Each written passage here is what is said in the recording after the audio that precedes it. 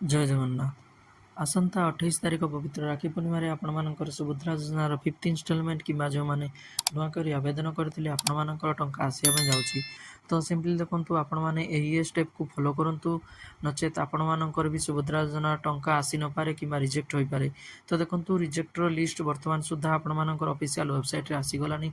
Simply आपणमानकर Subhadra योजनार Odisha official website को आसवा पड़ो। सिंपली मुझे डिस्क्रिप्शन लिंक देदेवी आप लिंक माध्यम से वेबसाइट को पहुँचीजे। टिके स्क्रॉल डाउन कले आपको देखो 6टी ऑप्शन शो कर देखो हिताधिकारी तालिका साइट आपंकर अच्छी बैंक अकाउंट सक्षम बा आपंकर बैंक अकाउंट अपडेट आवश्यक तालिका। तो सिंपली देखो जो मैंने भी पूर्व आवेदन करते कि बर्तमान आवेदन कर आधार लिंक ना बैंक रे तो सेमानकर आधार डीबीटी ना से सुभद्रा योजनार आपण मैंने वंचित हो पारती।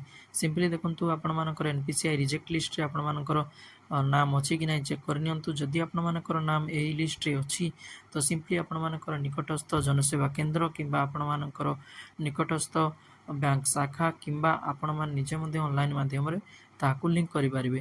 केतक बैंक रे आपण मानक लिंक आपण मान निजे करेंगे ना तो आपण मानक सिंपली निकटस्थ शाखा को जीवाई पड़ो। तो देखो आपण मैंने लिस्ट को जमी चेक कर आपण मानकर से लिस्ट अनुसार आपण मैंने फॉलो करने। तो आपण मानकर पंचायतर टोटाल लिस्ट आपण मैंने शो करनब आपण मानक चेक करने पड़ो। तो देखो यहाँ थिला बहुत बड़ अपडेट जो मैंने सुभद्रा योजना आग को पाइबा जाऊँगी।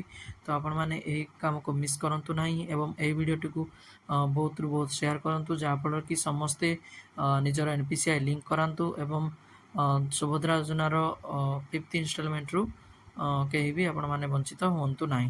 तो जय जगन्नाथ, जय हिंद। तो ये वीडियोटी जदि आपको भल लगी तो निश्चय निश्चय आपण मैंने बहुत सारा लोक को शेयर करूँ जी भी सुभद्रा हिताधिकारी अच्छा से शेयर करूँ जहाँफल से निजर एनपीसीआई को लिंक करेंगे और सुभद्रा योजना टंका नेक्स्ट किस्ती कि